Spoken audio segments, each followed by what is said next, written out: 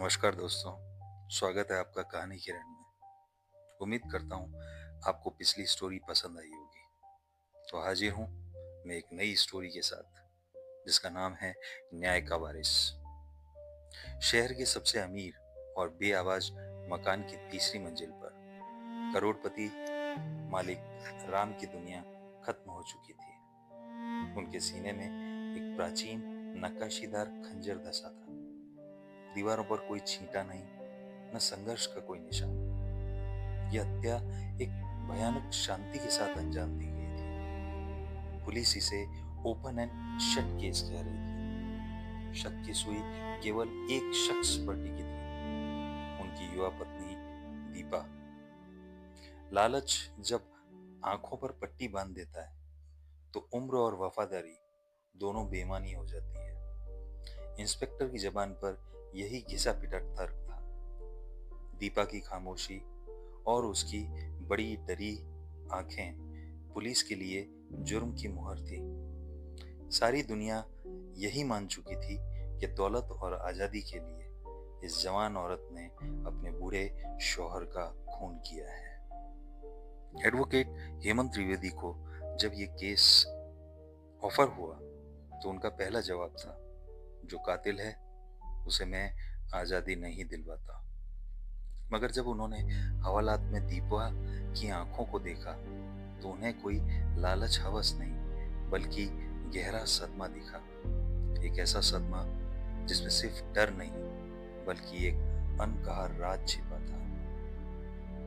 हेमंत ने दीपा से पूछा, दीपा जी, दुनिया आपको खूनी मान चुकी है। सरकारी वकील जगदीश मेहता ने तो फैसला भी सुना दिया है, मगर मैं नहीं मानता। मैं सिर्फ एक चीज पर यकीन करता हूँ, आपका सच।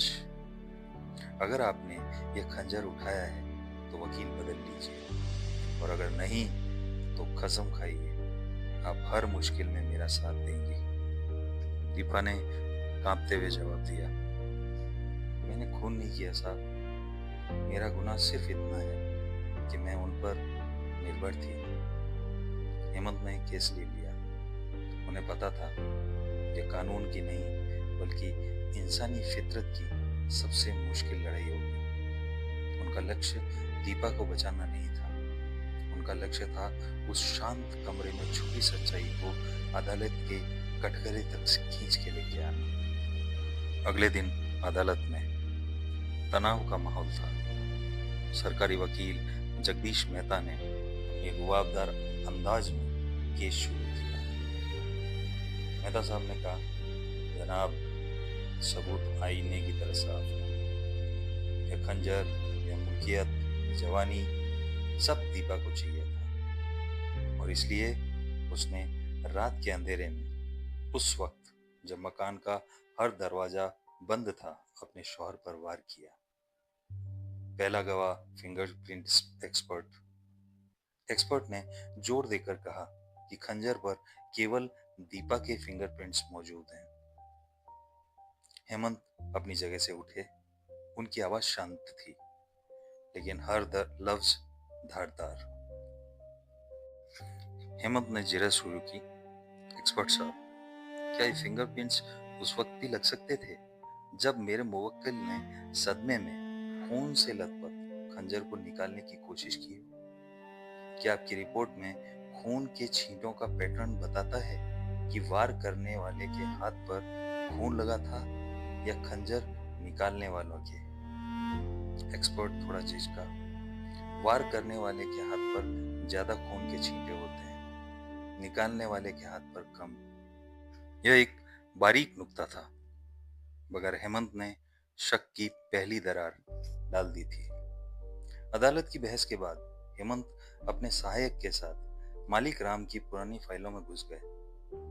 मालिक राम के मैनेजर सुरेश हर पल उनके साथ था। सुरेश की वफादारी, दुख और हर बात का पूरा ज्ञान हेमंत को असामान्य लगा। सुरेश ने बताया कि मालिक राम पिछले कुछ दिनों से एक पुराने बिजनेस पार्टनर की धमकी से परेशान थे, जिसे उन्होंने सालों पहले बर्बाद कर दिया था।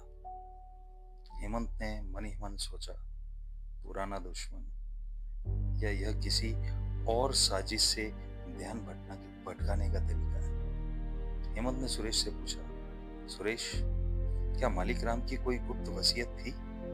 कोई ऐसी चीज जो उन्होंने दुनिया से छुपा कर रखी हो? सुरेश ने झट से जवाब दिया, नहीं साहब, उनके सारे कागजात पारदर्शी थे।